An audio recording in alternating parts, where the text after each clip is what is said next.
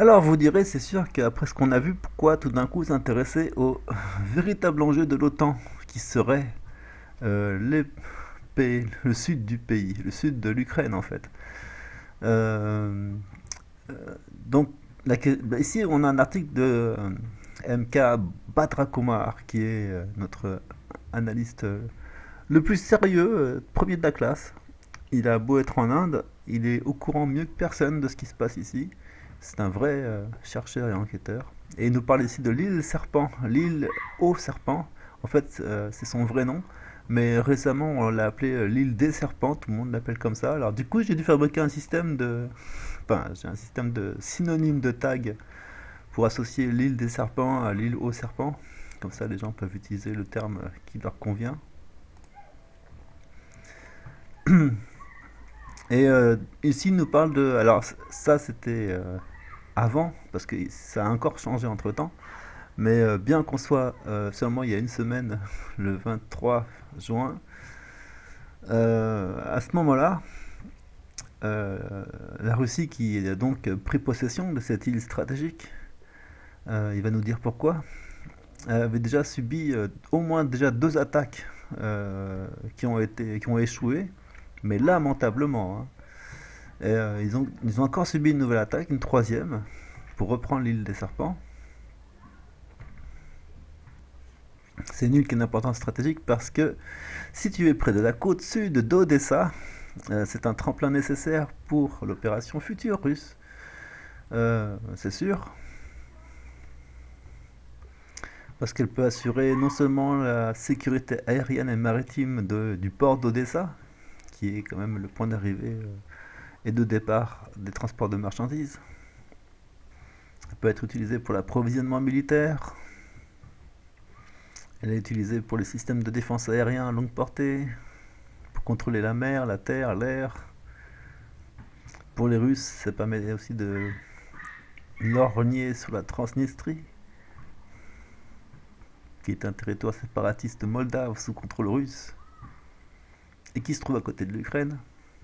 Elle est à 45 km des côtes de Roumanie, près de l'embouchure du Danube, ce qui permet de contrôler le trafic dans le delta du Danube. Et justement, l'OTAN se prépare à une bataille du côté d'Odessa. Et donc, ce qui s'est passé à ce moment-là, c'est que, alors pour la troisième tentative, le 20 juin à 5 heures du mat, le régime de Kiev a tenté de capturer l'île des Serpents. Ils étaient censés lancer des attaques aériennes avec plus de 15 drones. Les moyens russes ont détecté un drone de reconnaissance stratégique Global Hawk à haute altitude. Donc ça veut dire que les drones ukrainiens étaient soutenus dans les airs par des systèmes de défense aérien de type S-300, Made in Russia. Ils ont lancé donc des attaques de missiles et d'artillerie sur l'île des Serpents, avec des missiles balistiques, des lance-roquettes, des obusiers de 155 mm, des grosses machines, hein. Des canons de défense aérien Pantsir et des systèmes de missiles de défense aérienne Thor, c'est bien Thor. Donc ça en fait c'était à la suite, les moyens de défense aérien russes ont riposté à ces premiers qu'on avait dit, avec les deuxièmes.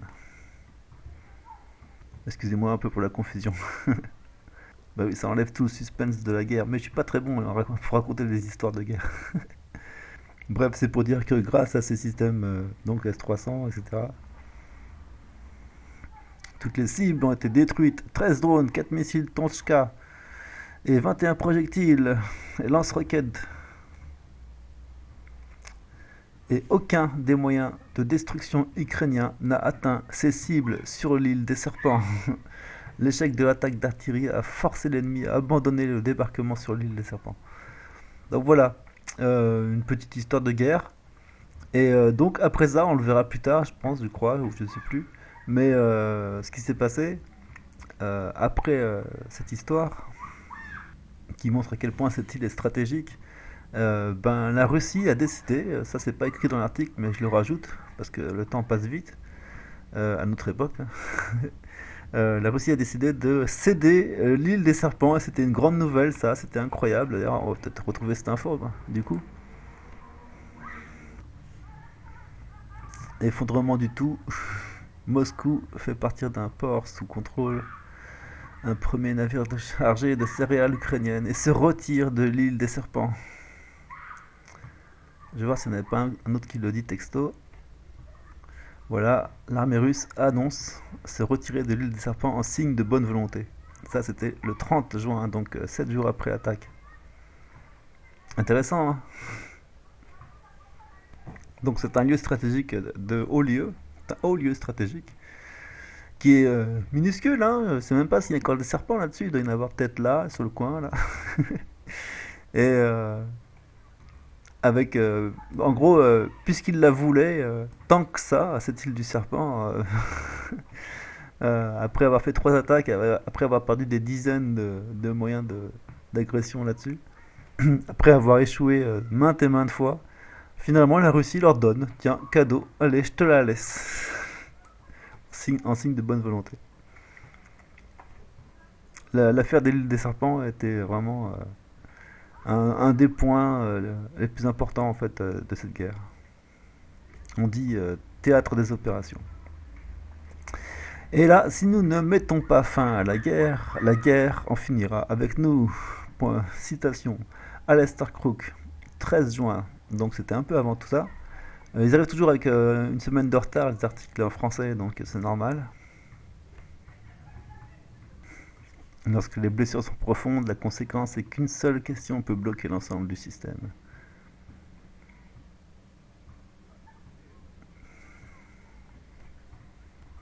L'Amérique devrait faire marche arrière et renoncer à son à son même vicieux de la haine de Poutine. Ils devraient modifier leur discours à propos de la victoire pour pouvoir discuter avec Poutine. Sinon, le fait même de parler avec le méchant Poutine se retournera contre eux dans un flot d'acrimonie publique. Et Macron vient d'en avoir un avant-goût, c'est ce qui s'est passé juste avant. Alors, il avait expliqué que, toujours intéressant pour nous, que Macron a irrité beaucoup de monde, ça c'est classique. Mais en l'occurrence, c'est pour une bonne cause, en déclarant que nous ne devons pas humilier Poutine. Ça c'est parce que de toute façon, c'est un pleutre dans tout, de toute manière, quel que soit le camp dans lequel il se trouve. Il a même dit un jour textuellement qui, en gros, hein, qu'il aurait fait exactement comme le maréchal Pétain, qu'il comprenait, qu'il adorait ce mec, etc. J'exagère, mais bon, c'est l'idée, hein. C'est le même genre de personne. Bon, j'ai plus la citation exacte, mais c'est pas grave. Mais quand même, c'est un point positif, hein, il faut dire, hein, là-dessus, sur le fait qu'il essaye de limiter la casse.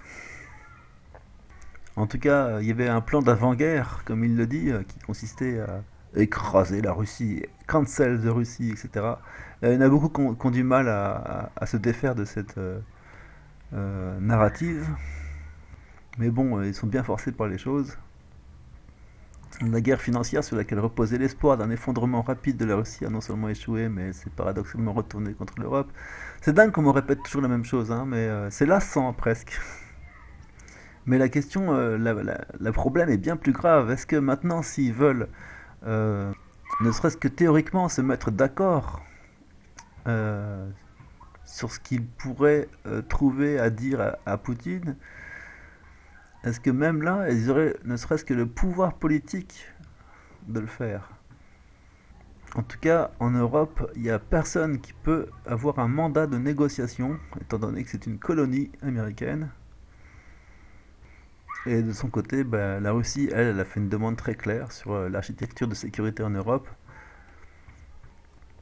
Ce qui fait que bah, si tu veux que la guerre prenne fin, le seul moyen c'est de négocier un accord qui répondrait aux préoccupations sécuritaires plus larges de la Russie, incluant l'Europe. Le problème c'est que la stratégie de l'OTAN, elle est cancel de Russie, c'est eux qui sont à fond là-dessus, ils sont complètement bloqués de la tête et ça ne laisse aucune place au dialogue. Ce que nous explique Alistair Crook. En fait, ce blocage, il est d'ordre carrément culturel, du fait de la civilisation occidentale, et là on arrive dans des domaines philosophiques, et c'est vrai que il faut l'expliquer. Par exemple, donc cette citation qu'on a en gros là, c'est Christopher Dawson dans Religion and the Rise of the Western Culture. Écrit il y a près d'un siècle, comment se fait-il que l'Europe, parmi les civilisations du monde, ait été continuellement secouée et transformée par une énergie d'agitation spirituelle qui refuse de se contenter de la loi immuable de la tradition sociale qui régit les cultures orientales? Est-ce que c'est parce que euh, l'idéal religieux n'a pas été le culte de la perfection intemporelle et immuable, mais plutôt un esprit qui s'efforce de s'incorporer à l'humanité et de changer le monde? Voilà une bonne question. C'est bien, hein, c'est joliment résumé quand même, j'adore. Il oppose la volonté de changer le monde comme étant investi de cette mission euh, par un ordre religieux, un peu de la même manière comme on dit souvent que les rois étaient choisis par Dieu, et donc finalement leurs représentants sur Terre quasiment, enfin ils se comportaient comme tels. Là je parle de l'ancienne époque. Ça rentre en opposition avec la philosophie orientale, qui elle se contente de la loi immuable de la tradition sociale qui régit les cultures. Ça c'est la philosophie orientale. Et donc on a donc en face la philosophie occidentale qui est de se sentir investir d'un pouvoir. Voilà l'idée, hein, c'est ça, hein, l'Occident et l'OTAN en particulier. C'est très très pertinent.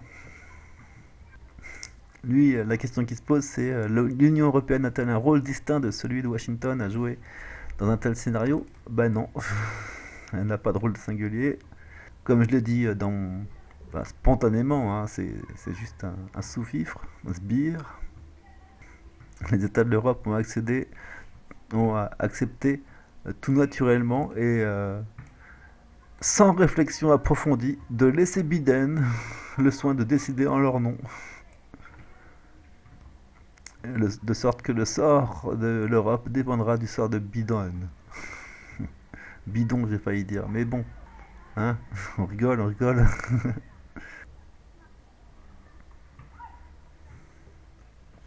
Bref, il s'attend à ce qu'il n'y ait aucune tentative sérieuse de freiner l'inflation.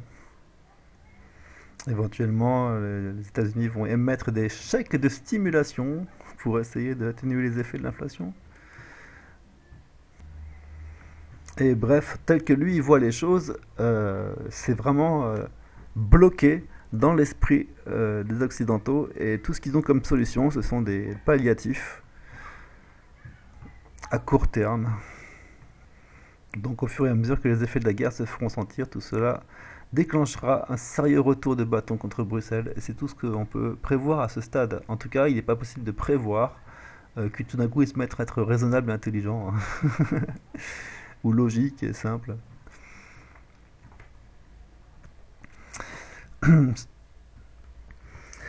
Ce qui nous amène ici donc au néo-NAM. NAM, c'est quoi? C'est en anglais le mouvement des non-alignés.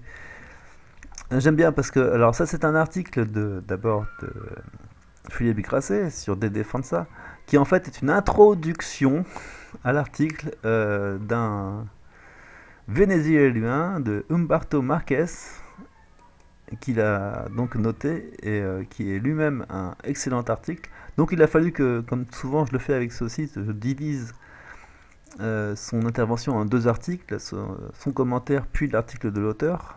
Ça c'est pour aider les systèmes de recherche à cibler précisément les choses, et surtout pour avoir des tags qui soient associés au contenu, donc avoir une identité de tag. Et la question des nouvelles, comment ça s'appelle, des nouveaux non alignés est ici, alors d'après ce qu'il nous explique, très bien décrite par cet auteur qu'on ne connaissait pas. Du moins, c'est pas parce qu'on ne connaît pas qu'on n'a pas déjà croisé sans faire exprès, on sait jamais. On a donc cela. Et on a un article il y a 90 jours Venezuela, Colombie. Très intéressant. Tiens, ça, je te le mets en PNG, en JPEG. Alors, Humberto Marquez.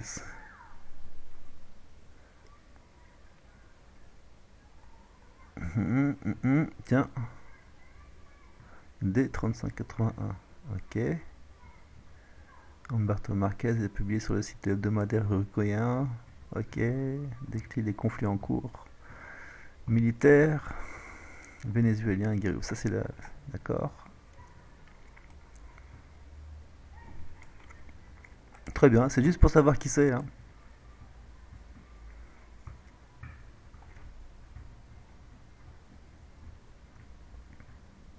Donc on a trouvé ça. J'ai mis ce bouton là du coup pour chercher année après année. Il n'en a trouvé aucun jusqu'en 2007. Là où il trouve trois occurrences, certainement qui ne sont pas citées parce que c'est le A qui n'est pas enregistré. Donc on a celui-là, où notamment Humberto est cité là, extrait de Humberto Marquez. Donc il existait déjà en 2007. Intéressant. Toujours intéressant. Et on a un article de lui, le seul autre article que de lui, donc c'est le troisième, qui date de 2007 aussi, le Venezuela en route vers l'État socialiste.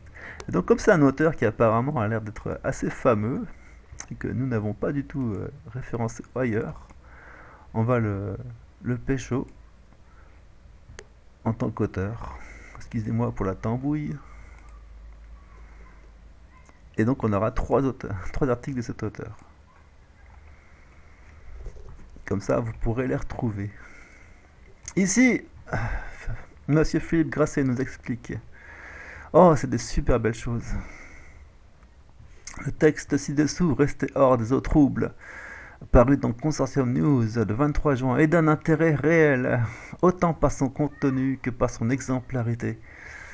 Pas nécessairement voulu, comme illustration de la difficulté d'usage des acronymes aussi, bien que l'ambiguïté des situations issues de la guerre froide et qui explosent littéralement à l'occasion de la guerre d'Ukraine, transformée ainsi prestement en tant que U-Crisis, fait trembler le monde sur toutes ses bases.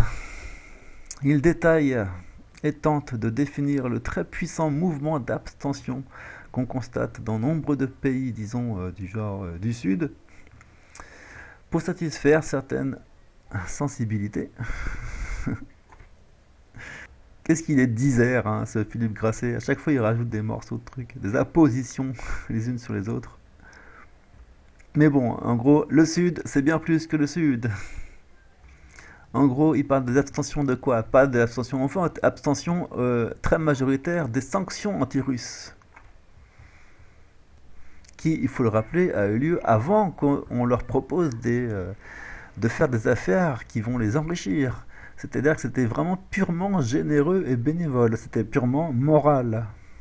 C'est vraiment pertinent parce qu'à l'époque où le Grand Sud a refusé des sanctions contre la Russie, c'était pas par intérêt monétaire ou stratégique, c'était uniquement sur le plan moral et éthique. Et depuis ce moment-là, ils ont gagné le gros lot et ils ont gagné le droit de contribuer à un nouveau système économique dans lequel ils vont pouvoir proliférer, du moins prospérer, c'est mieux comme mot. Hop, j'enlève ça. C'est vraiment de cet ordre-là qu'ont eu lieu les choses. Mais bon, c'est pas ce qui est expliqué ici. Lui, il nous parle donc du mouvement des non-alignés, ou non-alignés de mouvement, donc un acronyme modernisé qui commence à être effectivement employé, notamment par Pepe Escobar, qui utilise également le terme Sud global. C'est vrai qu'on l'a souvent vu faire ça, et puis c'est devenu lui aussi encore un terme qui s'est généralisé, hein. Donc notamment lorsqu'il a décrit un mouvement des non-alignés gonflé aux stéroïdes. On a aussi trouvé le terme de néoname. Il se fait comme moi, c'est bien quand on poursuit, on fait la poursuite de la naissance des termes et de leur histoire, comment ils se propagent. C'est très intéressant de faire cette science. Donc il a trouvé ce terme de néoname chez Andrew Korybko, qui est aussi quelqu'un qu'on suit de près, pour son sérieux, sa volonté de devenir un futur Pepe Escobar peut-être. Dans un article du décembre 21, les néonames, une nouvelle vision de réalité. notamment à l'occasion d'un sommet qui a eu lieu à ce moment-là avec Poutine. Donc il a laissé la phrase en anglais, il explique parce que c'est plus marrant à lire en anglais, parce que c'est intraduisible en fait. De la test Poutine-Modi Summit was a global geostrategic game changer unclocking unlocking the potential for the two great powers to jointly assemble a new non-aligned movement, Neonam. Le dur, c'était Geostrategic Game Changer. Bon, et toujours pardon pour mon accent français. Hein. D'accord, là, il est pas marseillais. Je te l'aurais fait en anglais marseillais, ça aurait été mieux. Mais bon, venons-en au plus remarquable, qui est le fait que ce texte de Humberto Marquez, qui est un journaliste et un expert d'origine vénézuélienne, nous décrit ici l'évolution vers les néonams comme curieusement caractérisés par des retraits successifs de tout soutien à la politique européaniste américaniste. On l'a signalé, le texte de Korebko lui-même introduit cette ambiguïté puisqu'il met la Russie dans cette entente fondatrice de ce néonam. Les non-alignés de l'époque de la guerre froide étaient nécessairement concurrents en fait des occidentaux, c'est sûr. Donc ça constituait déjà un début de monde bipolaire. Mais ici on nous présente les néonams comme étant nécessairement non alignés par rapport à un seul bloc. Oui, parce que en fait le bipolarisme au départ, à l'époque de la guerre froide, était entre la Russie et les États-Unis. Et donc les non-alignés étaient ni l'un ni l'autre. Il explique que c'est donc un ni-ni. Et aujourd'hui c'est le contraire, enfin, c'est un peu différent. Les non-alignés sont donc dans un bloc général contre le bloc occidental. Moi je me rappelle que, non je ne vais pas parler de Mélenchon, mais il en avait parlé, hein, il avait dit nous serons, il voulait que la France devienne un pays non aligné.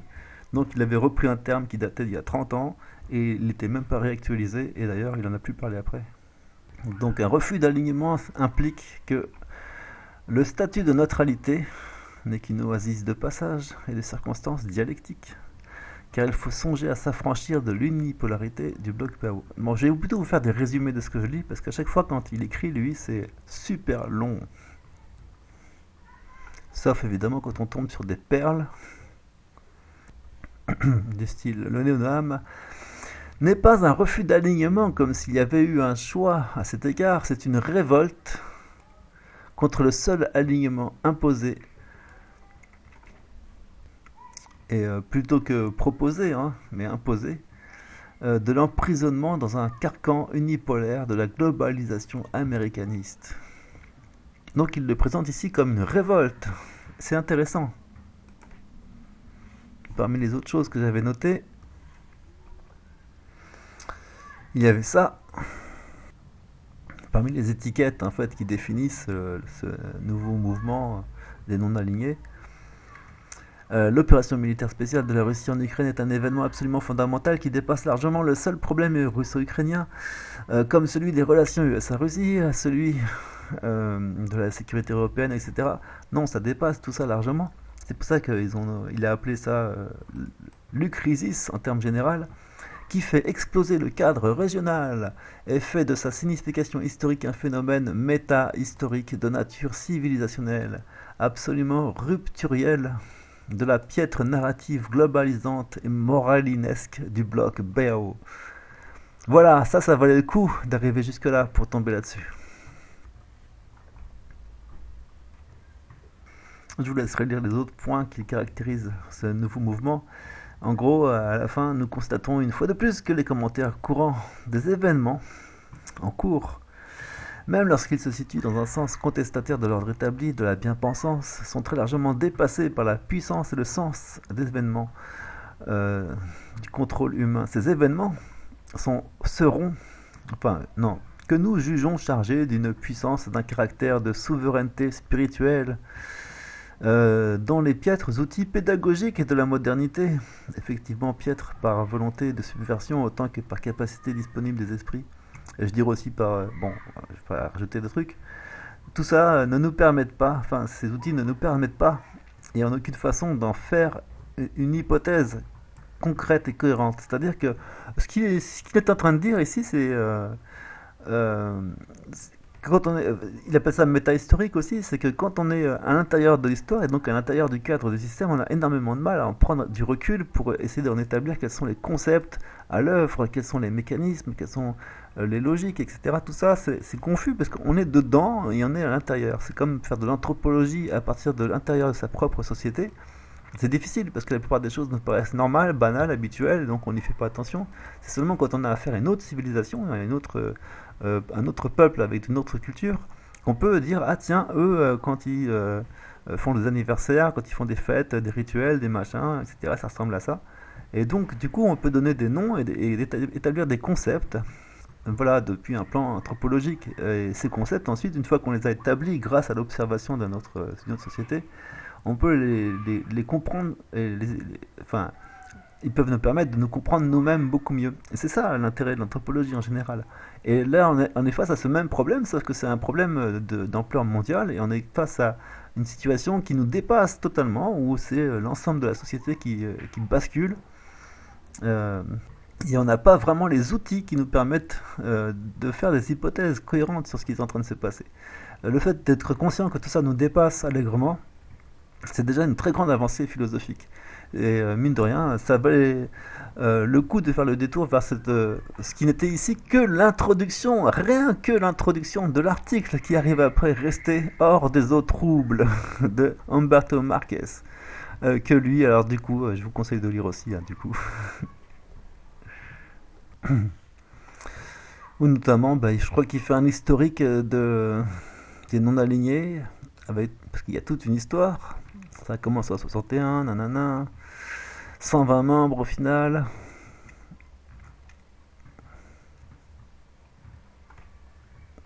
Des confrontations. Regroupées mais autrement.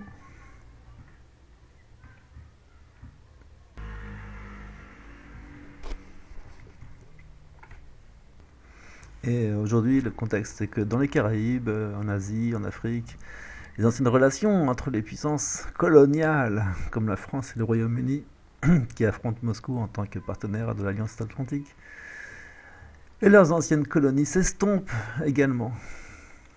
C'est-à-dire que ce sont les relations avec les pays du Sud qui s'estompent. Et là, on a cette phrase, le monde ne fonctionne plus de cette façon, a déclaré Hernandez Bernalette. Alors, je ne savais pas, parce que moi, c'est plutôt un autre, Alistair Crook, qui a déclaré ça, et d'autres. Ah oui, mais en fait, Alistair Crook, il parlait aussi de Bernalette. On avait donc cet article qui était nommé comme ça. Et ça, c'était donc un gros titre, en fait, de ce premier semestre 2022, on va dire, dans l'histoire. La déclaration officielle et qui a résonné dans le monde entier, dans l'esprit de tous les analystes. Oui, c'est vrai, il a raison, c'est ça, c'est exactement ça. Le monde ne fonctionne plus de cette façon. Et pour de nombreux pays africains, évidemment, la relation avec des nouveaux acteurs économiques comme la Chine est beaucoup plus importante. Et ce, malgré des escalades de conflits avec la Chine, Taïwan, etc. Mais ça, on s'en fout.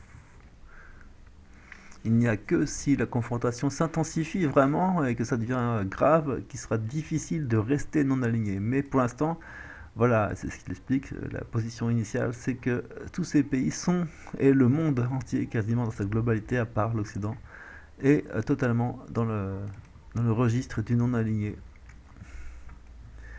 Voilà, il faudra suivre plus en détail l'esprit de cet auteur, mais en tout cas, c'est juste très académique et très simple. Alors tiens, lui je l'avais mis en anglais, du coup, ce serait mieux de le mettre en français là-dedans. Hop, hop, pardon. Voilà. Non, parce qu'après j'ai une machine qui me sert à produire des titres que je mets sous la vidéo YouTube à partir de ces trucs-là. La fin des puissances coloniales européennes, la tyrannie de la physique. Eh oui, c'est Tom Longwo. Le week-end dernier, j'ai eu un long entretien avec Alexander Mercoussi, qui est un très bon auteur aussi, pour discuter de l'évolution rapide de la situation en Europe. Les lecteurs de longue date savent que je prévois depuis des années l'effondrement de l'Union européenne. Enfin, oui. Cette idée n'est pas basée sur mon antipathie personnelle pour les communistes. Alors, on voit bien que Tom Longo, du coup, est un Américain pur souche. Mais en fait, il explique que plus on s'enfonce dans 2022, et plus cette antipathie s'élève à des niveaux presque inextinguibles. L'arrogance et la stupidité des dirigeants européens sont tout simplement époustouflantes. En tout cas, lui, il est assez bloqué là-dessus. C'est toute une question hein, sur la stupidité. Sont-ils stupides? Point d'interrogation. On sait que oui, on sait que philosophiquement, etc., on sait que c'est un blocage. Mais bon, hein, il y a des strates et des strates de réflexion. Nous sommes face à une situation où les dirigeants d'un continent entier sont en train de commettre un suicide rituel. Ils sont pourtant obsédés par l'idée de présenter au monde ces blessures auto-infligées comme étant la faute du président Poutine. C'est vraiment terrible. Et c'est bien dit. Au début, c'était bon, allez, prix à la pompe pour tout le monde. Et maintenant, c'est nous sommes dans une guerre. Le péril est global. Ils font beaucoup semblant de s'inquiéter du prix à la pompe, alors qu'ils ne s'inquiètent pas d'autre chose que de leur stratégie. Mais en gros, l'histoire ressemble à ça. Fermer les centrales nucléaires pour être plus écologique, c'est la transition en fait, et la réflexion de l'esprit occidental. Hein. C'est très intéressant comme mutation. Remplacer l'énergie nucléaire par du gaz russe, rire quand les gens disent que c'est une erreur. Donc voilà, la moquerie. Poutine coupe le gaz quand vous l'énervez, tu continues. Redémarrer les centrales à charbon pour couvrir les besoins d'énergie, hop, et le charbon vient de Russie. Ça c'était en fait une blague hein, de Poutine lui-même qui avait dit mais ils veulent faire quoi couper le gaz, ils vont se chauffer comment en hiver, ils vont utiliser du charbon, mais le charbon ils vont l'acheter où, en Russie? C'est quoi leur idée en fait? Et voilà où on en est. Et c'est ça, hein. Aujourd'hui, on en est là. On va acheter du charbon russe. Donc là, tu as les événements en cours, Kaliningrad, etc. Je m'étends pas dessus parce que c'est de l'histoire. Petite histoire. Poutine au spief, l'Union européenne a perdu sa souveraineté politique. Ces élites bureaucratiques dansent au rythme de quelqu'un d'autre, faisant tout ce qu'on leur dit d'en haut et nuisant à leur propre population, économie et entreprise. C'est pour ça que c'est, tu vois, ça c'est la vérité. Tandis que quand ils s'inquiètent du prix à la pompe, c'est pas du tout leur inquiétude. Tout ce qu'ils font pour l'instant, c'est de nuire à leur propre population. La grande leçon, c'est que ce dont je parle lui, il parle sur son blog depuis des années, la fin de cette dette souveraine comme base des réserves naturelles. Le monde évoluera vers une norme monétaire fondée sur les matières premières, où une certaine forme de discipline sera imposée aux gouvernements qui perdent leur crédibilité de jour en jour de toute façon. Et la vraie richesse, c'est ça, ce sont les matières premières. C'est là-dessus qu'il faut baser sa comptabilité.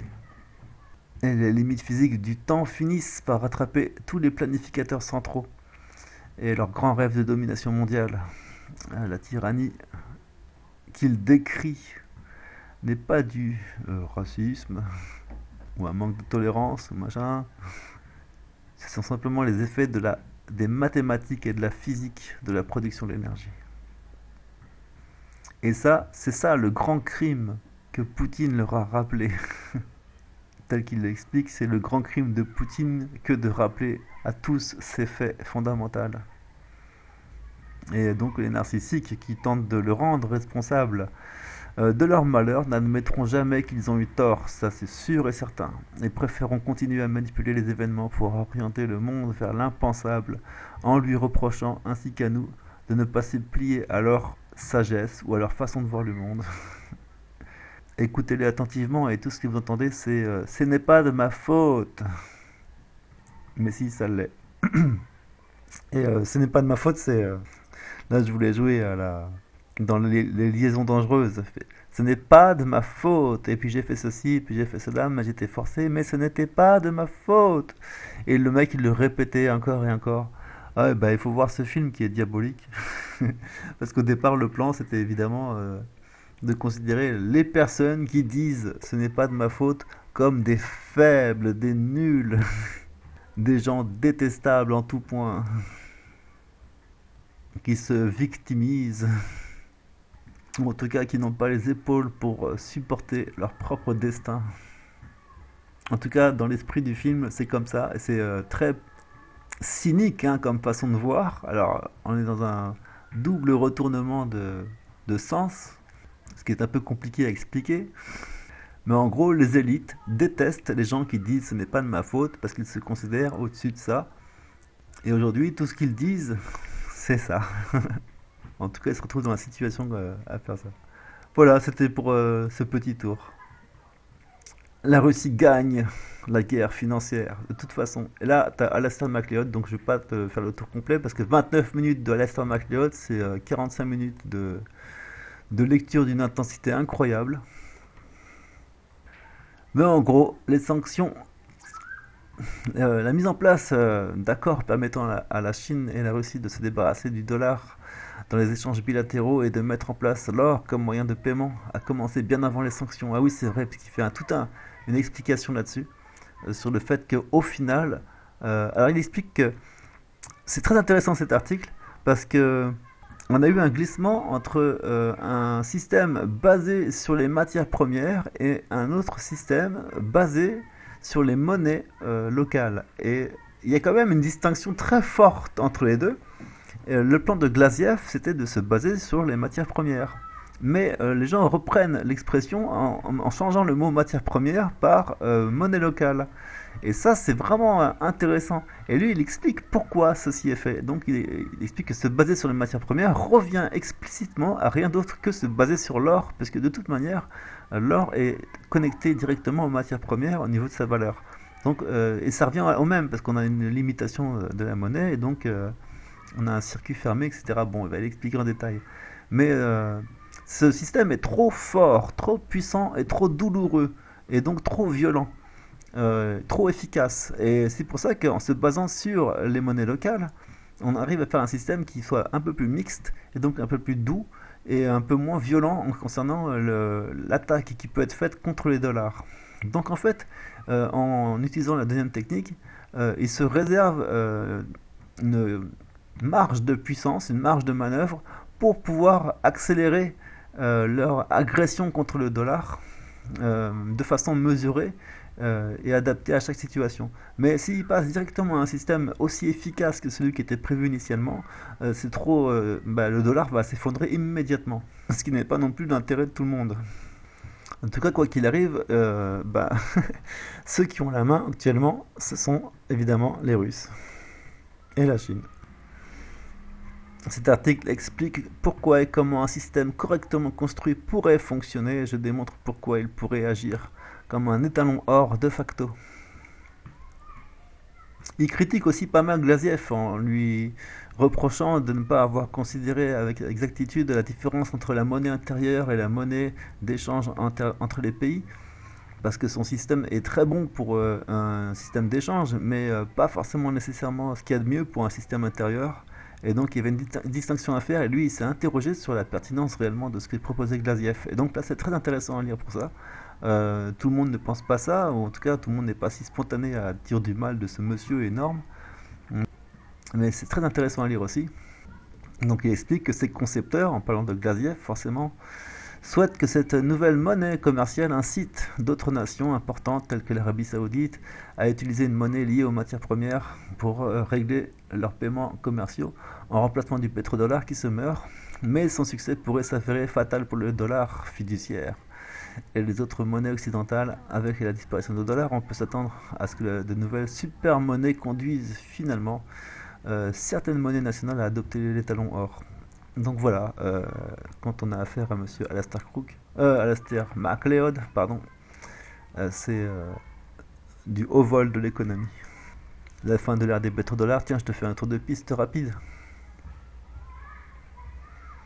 Nanana. Remplacer le pétrodollar. Glaziev, ici présent. Courte critique quand même. Quelle serait la durabilité d'une monnaie commerciale basée sur les produits de base? Conception de la nouvelle monnaie. C'est un article majeur quand même, hein, celui-là. Là, il parle de l'entretien de Glaziev avec de Cradle, donc fait par Pepe Escobar. Où notamment, il n'était pas très explicite sur les détails, parce qu'il aurait mieux fallu lire son vrai article écrit par lui-même, en russe, traduit en français chez nous, pour avoir plus de détails et de compréhension. Mais sur la base de cet article, il comprend que c'est pas suffisant. La valeur d'une marchandise, d'un bien ou d'un service varie par rapport à celle d'un autre en fonction de la demande relative. Bon, il va t'expliquer tous les processus. Et non, non, non, c'est super passionnant. La guerre financière, fin de partie. Cet article a commencé par l'affirmation selon laquelle la véritable guerre entre la Russie et l'Occident était de nature financière et a tenté d'expliquer pourquoi. Néanmoins, il reste de nombreux points à considérer. Déjà, d'une part, il y a un problème de corruption des conseillers en Chine et en Russie, comme d'habitude. Il a considéré aussi la mauvaise compréhension de la catalactique par Glaziev. Et dans son discours à Saint-Pétersbourg, Poutine a fait référence à la croissance économique. Mais ce n'est pas la même chose que les utilisateurs du terme croissance pensent qu'il signifie, à savoir le progrès économique. Ça, c'est une erreur courante. Donc d'après lui, donc toujours intéressant d'avoir son point de vue quand même trompé par la macroéconomie occidentale, il est probable que les conseillers de Poutine mettront en garde contre un taux de change lié aux matières premières, car elle serait trop fort et nuirait au commerce d'exportation. C'est peut-être une erreur qui conduit Glaziev à tenter d'adoucir la monnaie commerciale proposée en incluant les devises. Pire encore, il est presque certain en tout cas que les responsables de la politique monétaire de la Russie, influencés par l'Occident, croient en la stimulation économique de type keynésien. Et on a vu que effectivement la directrice de la Banque de Russie est purement du FMI, et il y a encore beaucoup de monde qui sont très très infiltrés là-dessus. Mais ça, c'est pas la question. Le mieux qu'on puisse espérer est qu'en planifiant l'introduction d'une nouvelle monnaie commerciale internationale basée sur des produits de base selon les lignes décrites ci-dessous, c'est-à-dire avec des assouplissements, on va dire, des conseillers économiques russes, chinois, comprennent que cela leur permet de conserver leur soi-disant avantage de la gestion économique des devises et des taux d'intérêt pour leur économie nationale. Peut-être ne verront-ils pas que la destruction du dollar par l'établissement d'une monnaie commerciale réussie, basée sur les matières premières, permettra aux normes de l'or de s'introduire par la petite porte. Voilà, tel qu'il voulait les choses, ça signifie clairement un retour à l'or, en fait, ce qui est en train de se passer. D'où l'intérêt de cet article monumental. On va faire une petite pause, on vous remercie pour avoir tout écouté jusque-là et on va continuer à l'épisode suivant.